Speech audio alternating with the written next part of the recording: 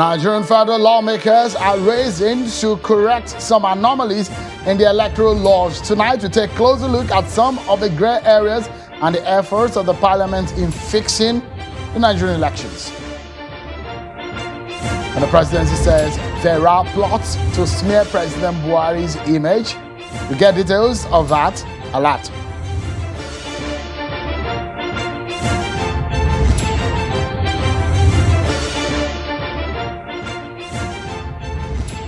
Hello everyone and welcome to this Friday edition of Politics Today on Channels Television. I'm Sean Kimbaloye. We begin tonight with some good news as we understand now that some schoolgirls abducted by terrorists in the northeastern region of the country about 7 years ago may have escaped and gained freedom.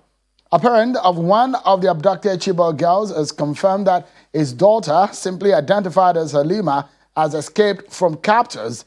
The chairman of the parents of the abducted Chibok girls, Ali Nkeki, confirmed this to Channels Television today. Nkeki said Halima's father personally confirmed to him that he spoke with his daughter on phone and she told him she was with the military in Maiduguri, but do have details of the circumstances surrounding Halima's escape. The father of the latest escapee lives in a village which is some 50 kilometers away from Chibok community.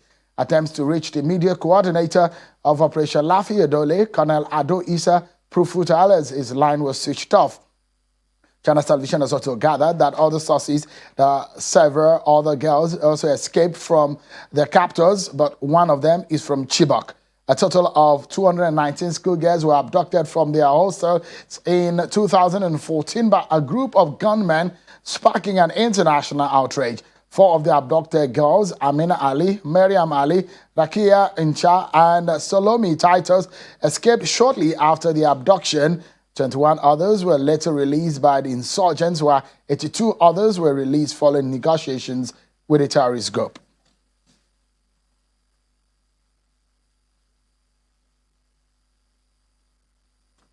But the presidency has raised an alarm over what it describes as a plot to smear President Muhammadu Buhari's image. The alert by the presidency reveals that the said campaign will be using some online newspapers and blogs. The campaign, according to the presidency, is scheduled to be launched anytime soon through editorials and purported special investigative stories. It's designed to further exacerbate tension in the land by portraying the president as pandering to ethnic and other primordial tendencies, contrary to his pledge to belong to all Nigerians. That's according to the presidency. Tonight on the program, we're taking a close look at Nigerian election and the law. A lot of Nigerians complain that our elections are imperfect, but what do we need to do to make our elections the best? That is our conversation tonight, and my special guest on the program is already ready for us. But before we speak to our special guest on the program, let's check some other stories we have for you on our political roundup.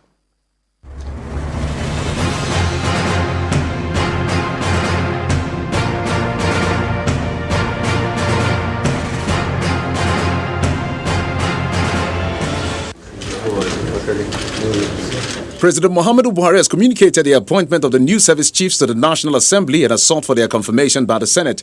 This is according to the President's aide on National Assembly matters, Senator Babajide Omorare. It says, contrary to fears expressed in some quarters that the President has bypassed the National Assembly in the process of the appointment of the service chiefs, the President actually sought for confirmation of the Senate in a letter.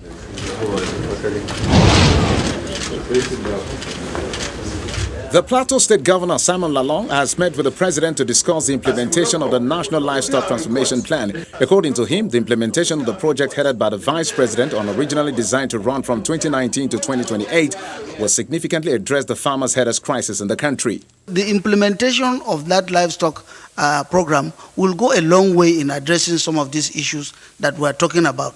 Whether we like it or not, we need cows. The new members of our party The Ogun State Governor, Dakwa Abiodun, has asked 7 members of the Allied People's Movement and members of the State House of Assembly who defected to the All Progressives Congress to make loyalty, responsiveness to the party hierarchy their watchword to ensure unity of purpose in the development of the state.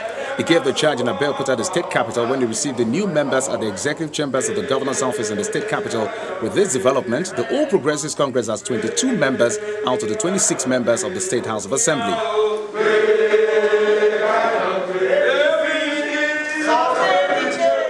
Let's join hands together in building the future of this state.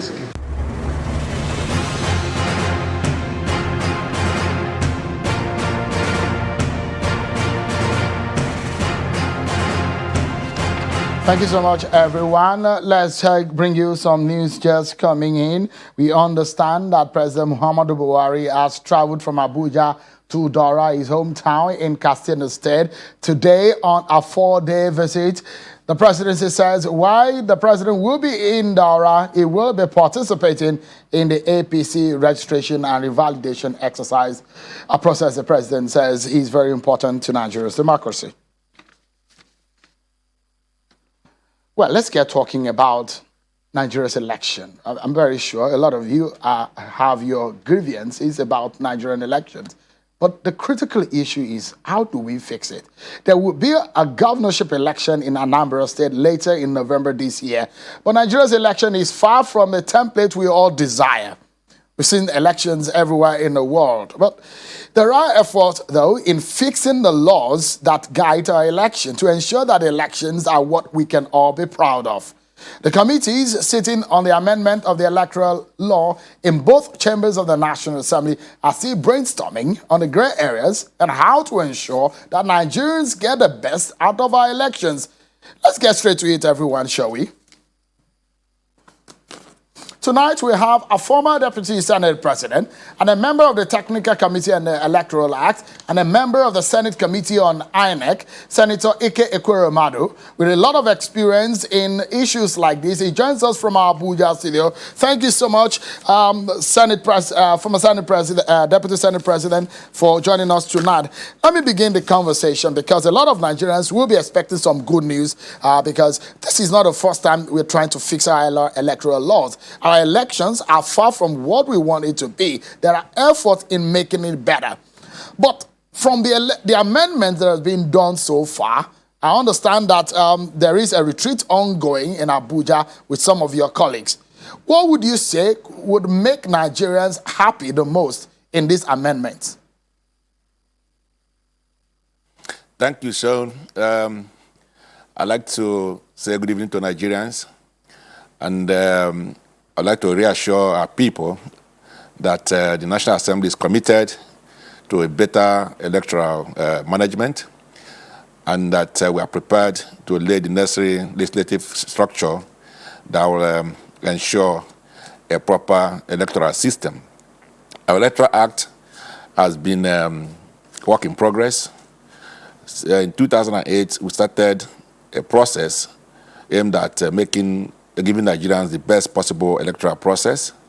So giving rise to the 2000 Electoral Act, which has been in operation since then, which is what we are using presently.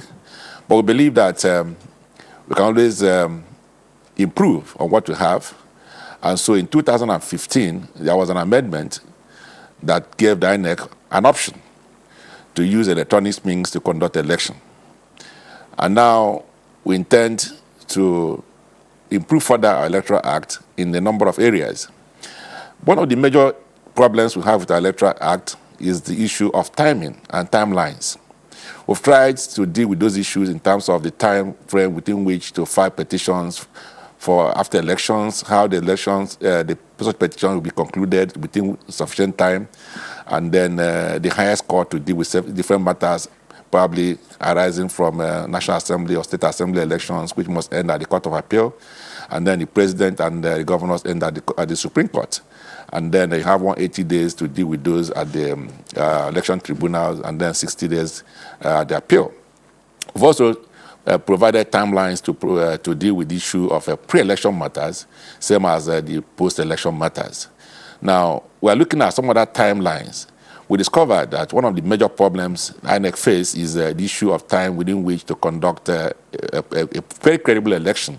Because under the Electoral Act, the President Electoral Act, the parties are required to send the names of their candidates not later than 60 days before the election, which is just barely 2 months. So this puts INEC under severe pressure. And so most times you see a mix-up, you see materials meant for Sokoto being sent to Rivers State and vice versa. And now, so what we try to do is to give INEC sufficient time to prepare. And we are borrowing from the best examples, and we believe that this will work for us. In Ghana, for instance, the primaries for candidates takes place between a year, 6 months, and 1 year. If the government, the party that is in power, usually they do their primaries a year before the election. And if those that are out of power, the opposition, they do their primaries a year, 6 months before the election. So this gives the election management body sufficient time to process the candidates, bring the materials, and then, of course, get ready for the election. And there are pre-election issues that determine mostly before the election. It's not so in Nigeria. So what we've tried to do now is to propose to our colleagues sufficient timelines for these things to take place. We are hoping that if they accept our proposals, the primaries will take place much, much earlier in the 2003 election than it used to be. We are hoping that if they accept our proposal, that the candidates will march and be named sent to the election management body, INEC, not later than 180 days before the election. So that means that sometime in July next year, the candidate's name would have been sent to the INEC. All right. And then, of course, the primaries will take place before that. Remember that the primaries cannot take place unless the INEC has fixed date for the election. So we are now saying that INEC should now call for the election not later than 360 days before the election. So this means that about February next year, INEC would have proposed for the election, and then primaries will start. So we're hoping that primaries will start sufficiently early, and then the candidates will be known, and INEC will have enough time to process them. And if there are pre-election matters, they'll be determined before the election. All right. So there is a highlight of some of what Nigerians are yearning for. A lot of Nigerians are wondering that when they vote, their votes may not count.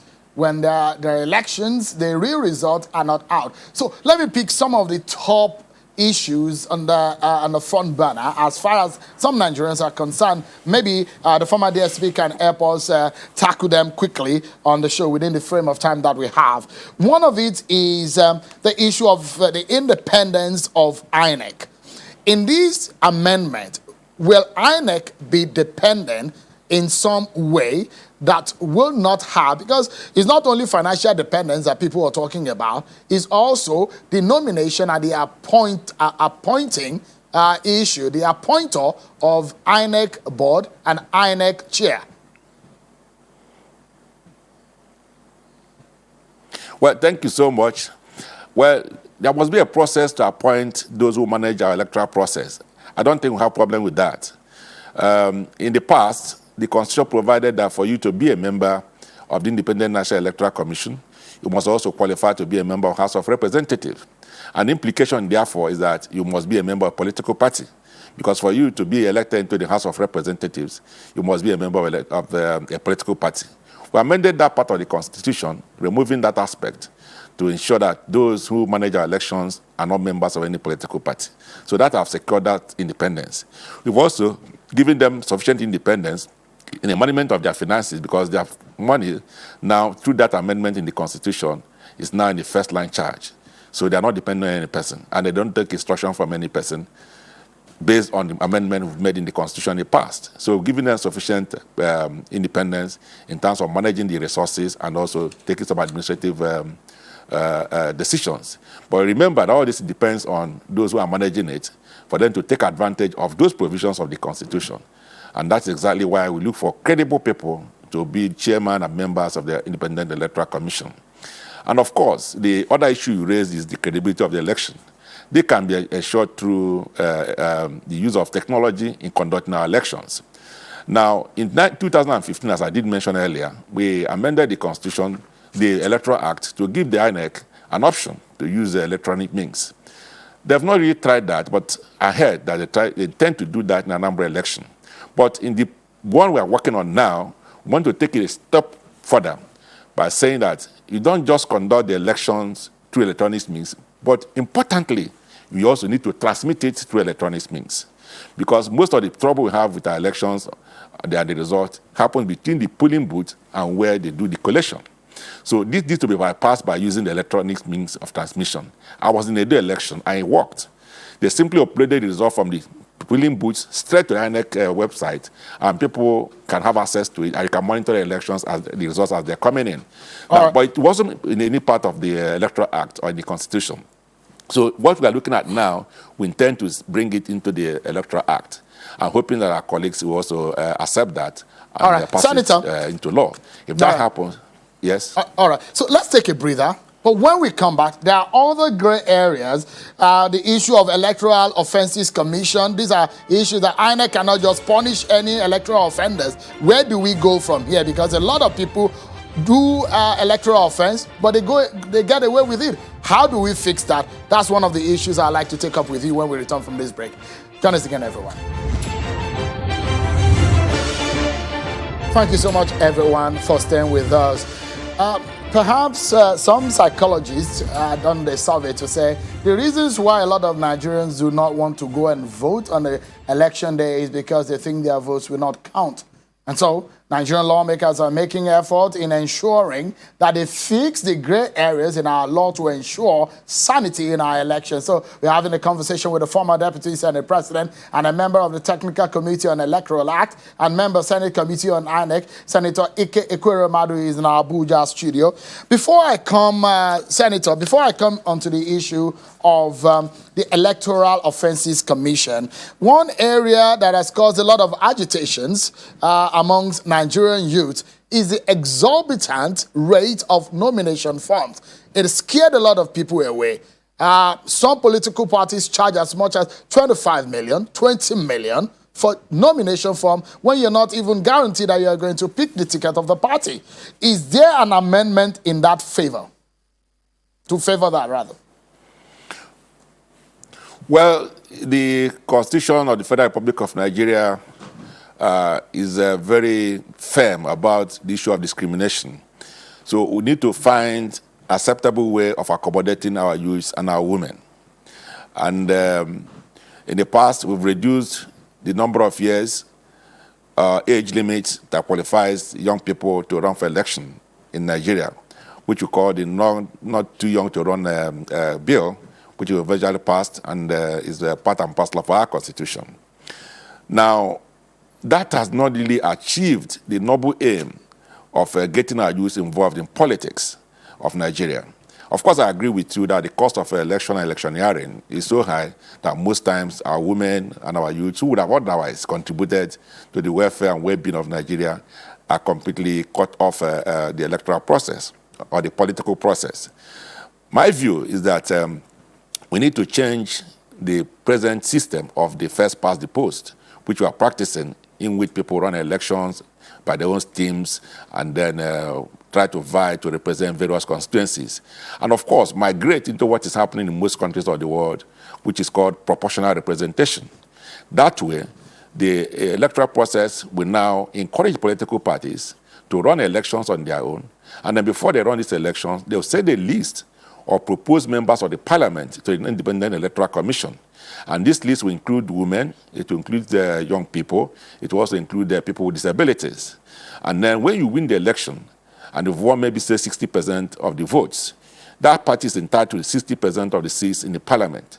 And this 60% will be constituted from that list earlier submitted, which will now include the women, the young people, and people with disability, and other interest groups.